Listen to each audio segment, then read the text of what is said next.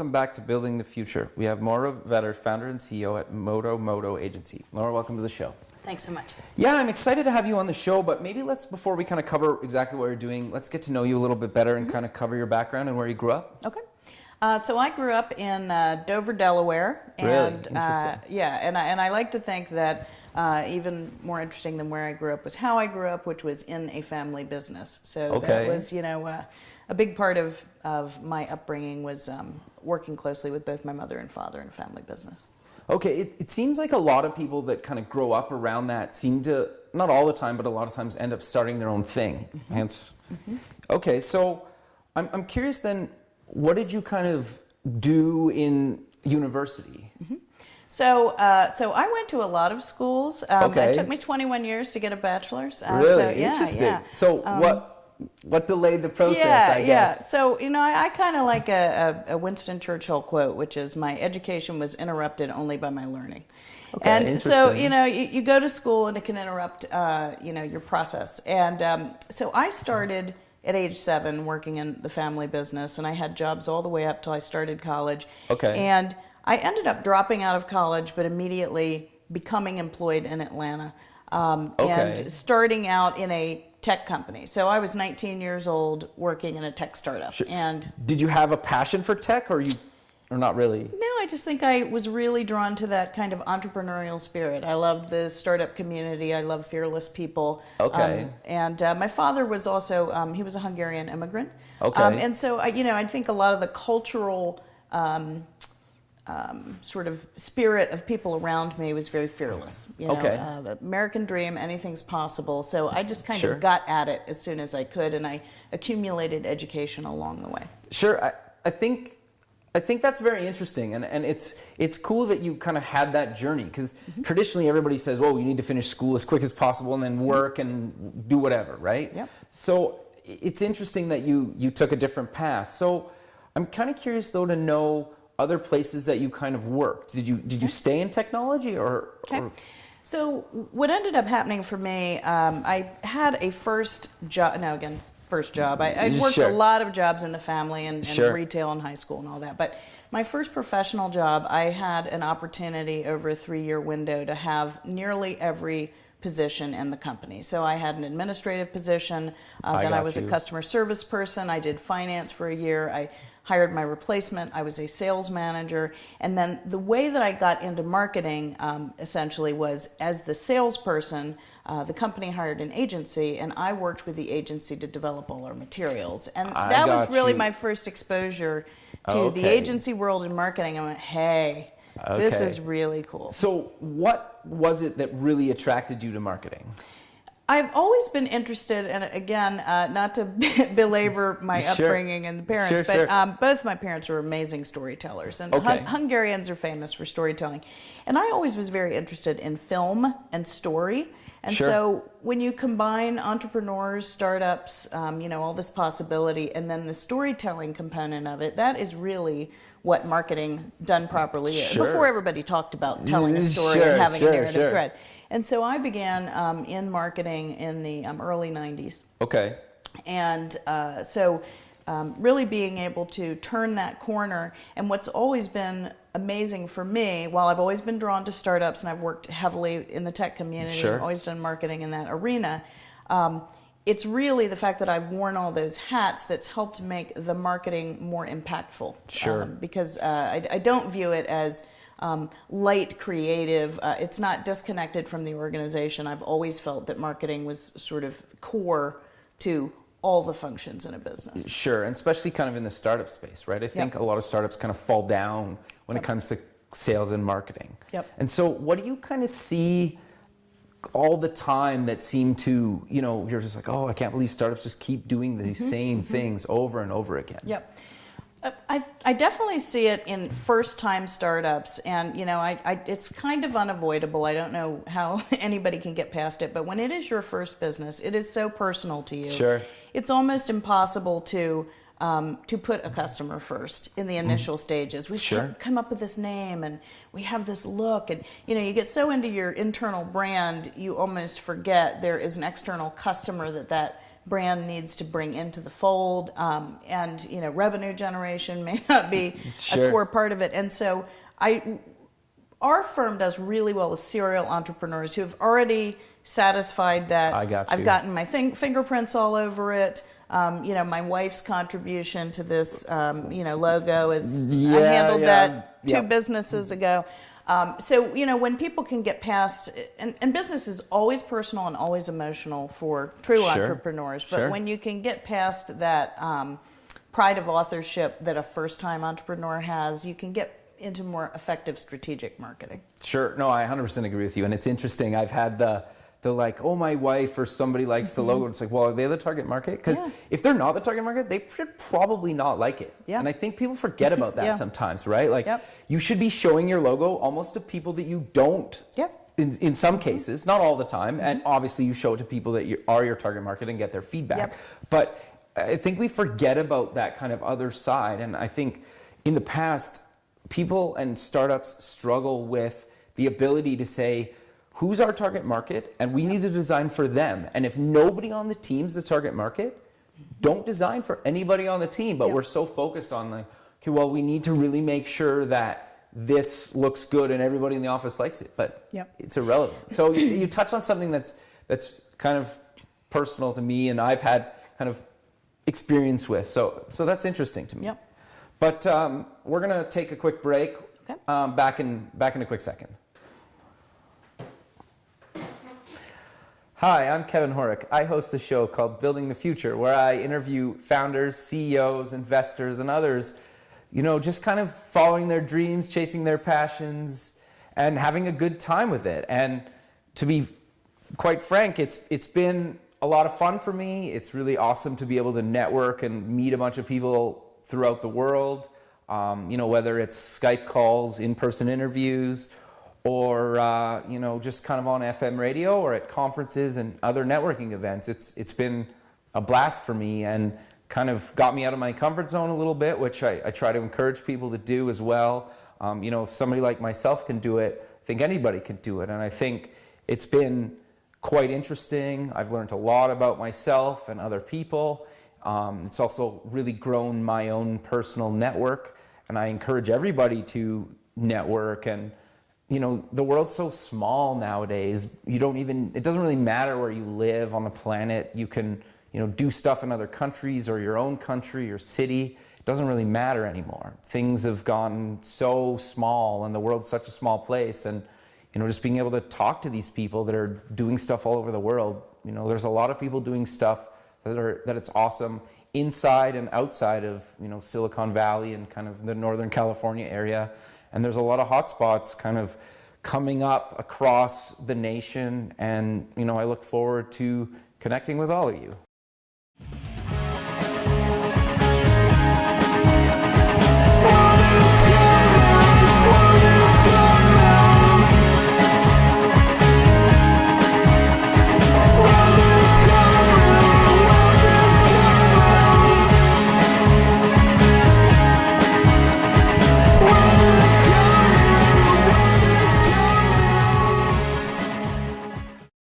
Welcome back. So you started your own kind of agency. So at what point did you kind of decide, okay, it's time for me to do my own thing? So again, heavily influenced by amazing entrepreneurs. The first woman that I worked for in an agency, I began working for her in '93. She was, and still is, an amazing mentor to me. And I worked for that company for about 8 years, and the company was sold. And shortly after it was sold to new owners, it was closed down. Oh, that's too bad. Yeah, it was not what I planned on. And so I found myself around about 30 years old, shoved out of the nest. I had been in senior management. I'd really been starting to, help shape and grow the direction the agency was going, and I just couldn't picture going to work for anyone else at the time. I got you. So I started my own agency, which I had for 3 years. It was not a good time. I was doing technology marketing during the dot-bomb when technology companies were going out of business and no one was spending on marketing. So, but it really turned out to be a wonderful time because I got to make all my mistakes in a high-pressure window when a lot of other people were failing. and learn a lot of my, just sort of earn my stripes, I guess, early. I then went to work for another agency. Within about a year, I was president of that firm, and I was able to help grow that company and get. The company was owned in part by a $100 million consulting firm. Sure. And so I was able to work very closely with the CFO of that organization and gain access to Fortune 20 companies. And so really just elevate my understanding of the business environment. And had been with that company for going on 5 years. And when I was approaching 40, I said, okay, here we go. I've helped grow 2 other firms. I'd really like to do this for myself. And, still always had that entrepreneurial bug. So I decided it was now or never, and I needed to do it. Sure. So what kind of was the last straw that we're like, okay, I got to do this now? Yep. So, I think particularly when you're in marketing and, we were talking earlier about brand and identity, you have to be true to yourself. You have to believe in what the brand is. Sure. The firm that I was serving as president of, the intention of that firm was to be a digital agency. I got you. The consulting firm that owned us needed a sister company that was digital in nature. Interesting. And I've always been a B2B marketer. I've been full service. I've always been agnostic about the medium as long as the marketing and the business strategy were coming together. Sure. And I just could not find myself waking up every day talking about that digital was the reason for things or the only channel. Because I have found in my career, again, working very closely with entrepreneurs, that it's the people problems and the articulation challenges and the organizational components that often can stand in the way of really effective marketing. I just found myself looking through a filter that I couldn't get behind wholly. So in starting Modo, and I still had a great relationship with the past previous owner, and still have a lot of colleagues that I still work with, and a few of the previous employees have joined my company now. Awesome. But to really be able to launch something that I completely believed in, and have people really get behind that, and then having very early success out of the gate. We were profitable within 90 days. Oh wow, which is really quick. Yeah. So we really, again, I could go back to the first agency and the .bomb. I knew what not to do the second time. Which is almost more valuable to learn like through a failure than... It absolutely was. No, that's awesome. So you've gotten recognized for your work. Like you won Marketer of the Year, one of the fastest growing women-owned firms. Like that, obviously you're doing something great. And I think the nice thing about it is, like you mentioned earlier, is you've played all the roles in the different companies. And so when you're kind of helping companies, especially startups who are just starting out, sometimes if it's their first time, and I know you kind of said you work with people later on, but you can at least almost give them advice, and they're willing to take that advice because you've been in all those roles.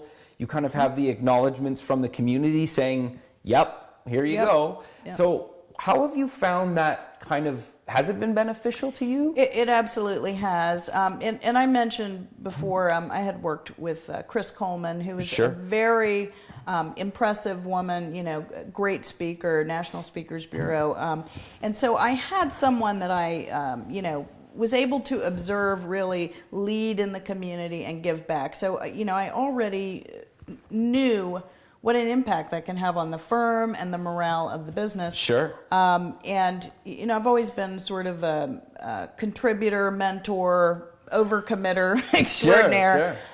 So, it fit with my personality well, but it really does add additional credibility. Particularly having had the different operating hats, and having P&L experience, that is absolutely critical to prove that marketing isn't wasteful. And in many of these startups where the founders themselves may not have had P&L experience, to bring that perspective to the table gives you added credibility. No, that makes a lot of sense. And I think that's super important to kind of mention, right? And when you're looking for people to work with, right? We'll be right back more in a second. Hi, I'm Kevin Horick. Let's quickly talk some tips for networking. I think a lot of people just don't realize that a lot of people are willing and happy to help you, and are fine if you reach out to them with a purpose and a meaning. Whether you reach out kind of on social media like Facebook or LinkedIn or Twitter. I've had a lot of success just reaching out to people on LinkedIn, Twitter. That's pretty much how I've gotten most of the guests for the radio and TV show is between kind of just reaching out to people on Twitter and LinkedIn. I kind of started out just adding random people on LinkedIn. And, just kind of going through and actually just searching for people at, say, like Google and whatnot, and just adding those people. And, a lot of those people add you back, and then your network keeps growing. And I know it's a little bit controversial to kind of just reach out to random strangers and whatnot, but it really has worked out for me. And that's kind of how I ended up getting the radio show, which led to the TV show. It's also how I got asked to write a book and also write for a tech blog out of Los Angeles. So, just reaching out to people has been really, really great for me, and I recommend you try doing that. The other thing that I think makes a lot of sense is actually apply for jobs that you want. Don't be afraid and keep applying at certain places. It could take years and years before you actually maybe hear back, but keep at it, and hopefully it doesn't take that long, but don't give up, right? And also read their job postings and see what kind of skills they're looking for, and either learn those skills if you don't already know them, or, start adding those to your resume. The other thing is, ask for feedback on anything that you're kind of working on, or, ask people what you can improve on. Like I reached out to one of my design heroes at Google a number of years ago, and he's really well known. I won't mention his name here, but I was completely shocked when a couple weeks later he wrote back, and he would have spent at least 30 to 40 minutes on the email he sent me. And I was quite impressed. And so, it's worth asking. You're not always going to hear back, but you need to keep kind of trying, and eventually somebody will write back to you. The other thing is, why not start a little side project or little company or business? You never know what these side projects can do and who you'll end up meeting through that. The other thing that makes a lot of sense is either start or go to kind of local groups. They don't necessarily have to be networking type events, but there's always little like podcast meetups or some sort of group that's, there's obviously going to be networking, but aren't just for networking, where you go hear like a speaker talk and whatnot. The other thing that I found that really has worked great for me is make friends with good networkers, because they'll end up inviting you out to events, and chances are they've probably been to other events in the past, that they can introduce you to others at that event. And if you keep going and you kind of maybe shadow them a little bit for one or two events, you end up knowing a bunch of people at those events. You keep going, and you meet a bunch more people, and it kind of just spirals from there. So hopefully those are some useful tips on what have worked for me networking. So I hope you're enjoying the show, and we'll be back at it shortly.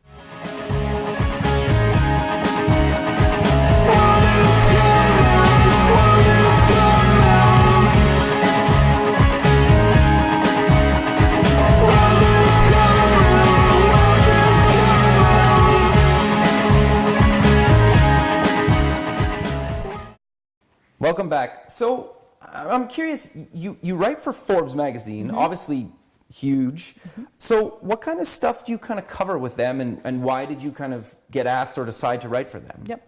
So I belong to the Oxford Center for Entrepreneurs. And okay, what does that mean, just for people that don't know what that is? Okay, so Cliff Oxford was a very successful entrepreneur in Atlanta. Sure. He exited. He's been involved in educational pursuits. He endowed an MBA at Emory University. Okay, very cool. And so he started the Oxford Center to assist entrepreneurs in particular moving past the seed stage into scale. Very cool. And so he brings a lot of people together. So that could be legal advisors, finance, all sorts of, angel investors, financial experts, etc. And so I got involved with Cliff. He had a relationship with Lauren Feldman, who is over the entrepreneur content for Forbes, for Forbes Online. And so he had gotten into a conversation with Lauren when Lauren took over that position with Forbes. And he determined that a lot of the content that was being written for Forbes in the entrepreneur space was not being written by people who were entrepreneurs. And so it was lacking some weight, some natural drama. So he wanted to find entrepreneurs who could contribute. And so Cliff reached out to me at that point and said, if you'd like to submit some work, Lauren's looking for some entrepreneurs, and he was able to. Again, it's another place where being involved in the community can pay dividends back to you. Oh, for sure. It's definitely a give and take. I mean, I have an opportunity, once or twice a week to interview a CEO somewhere in the country. And to contribute. Again, advice and help that I think will be useful to this broader entrepreneur community. But certainly, I'm getting dividends back by my involvement. So you kind of cover raising capital and managing money, correct? Yep. So what kind of tips do you get kind of asked or give people all the time about kind of raising capital? Because there's a million ways to do it. I don't think a lot of companies, the percentage of companies that get funding can be pretty small. Yes, very small. So what advice do you kind of give, or what kind of things have you written in the past that kind of talks about that? Okay, so one thing I will say, as a marketer, the question is, why aren't you writing about marketing for entrepreneurs instead of capital? But I had mentioned we've done a lot of work for scaling, growing companies, including companies who've been acquired by private equity. So we've had a tremendous amount at Modo Modo of experience with private equity-owned entities that are either scaling, doing a roll-up, divesting, etc. And so it's in that context that I've seen different financing vehicles, different tensions, etc. And then I've worked with about 200 companies over the last 25 years, and you see so many different things that these companies in scale are trying to do with their capital. As it relates to the content that's been covered, I struggle with exactly what you just brought up, which is, we can write articles about crowdfunding and angel investing in VCs, but it's such a small percentage of the broader entrepreneurial set that's impacted by that. So I try to mix those kinds of stories with real fundamental pieces, getting back to the basics. So in terms of raising capital, one of the ones that continues to be intriguing is entrepreneurs can be very me-focused when they are going to market. And I'm in love with my idea. It's this wonderful thing. Look at our new clients and look at what we've built. And instead, they really need to focus on the investor or investors and what those people are looking for by investing in you. Again, it's like a marketer, right? What does this audience need in return for this? They're not just... That's interesting that you tied in the marketing side, because you're right? Like, you almost... A lot of startups try to tell the investor what they think they want. And so what do you tell people to tell investors when they're looking for money? You really, again, it's like a copywriter who needs to research their audience. You need to find out if you're going to be speaking to a group of investors, do they invest in your category? Is that a specialty of theirs? Are they saturated in that? Are they trying to move in a direction and you happen to be the only portfolio company that might be in an area they're trying to move? Try to understand the dynamic and the investment strategy of the group before you figure out where you might fit in it, because that can help your terms, your ability to move a deal along faster. or just save yourself some time if you're never going to be a fit for them. Yeah, I've heard that too, where sometimes investors are like, I get pitches all the time and I don't even invest in that space. So like, it's almost like do your homework on the investor as well, because you're going to be working with them probably for a number of years. Well, hopefully anyway, a number of years, right? Yeah. And so you also kind of talk about managing money. Do you have any kind of tips around that? Yeah. So I think, again, and this goes back to having had P&L experience coming into owning my business. So. And I can tell you, while I wore a lot of hats, until I had my first agency and I truly owned whether we had cash or not. Sure. And really learned what tax implications really are for a business as it begins to scale. Until you've done that yourself, it's really hard. And so one of the things that I recommend, and you know, a lot of entrepreneurs, they may be the technician, right? I'm a technologist. I don't get this money thing. I just get the technology. You really should spend some time managing cash flow yourself if you can, or being very close to that cash flow. If you do not ever, as the owner of a business, develop some real skin in the game and understanding of what happens with cash flow and how your revenue and your costs impact one another, you're missing out on what I think is not only a part of the excitement of entrepreneurship, but ultimately the things that are going to tie to the valuation. And you know, also you probably will be lacking some of the credibility you need to speak to those investors when they want to know, you know, do you really understand the business that you've created, not just the product or the offering? Sure. But sadly, we're out of time. So maybe if you want to mention where people can get more information about yourself online? Absolutely. So I can be found at Moira Vetter on Twitter. Perfect. And our company is modomodoagency.com. That's MODOMODO agency.com. Perfect. Moira, thanks again for doing this. Thanks really appreciate so much. it. Thanks.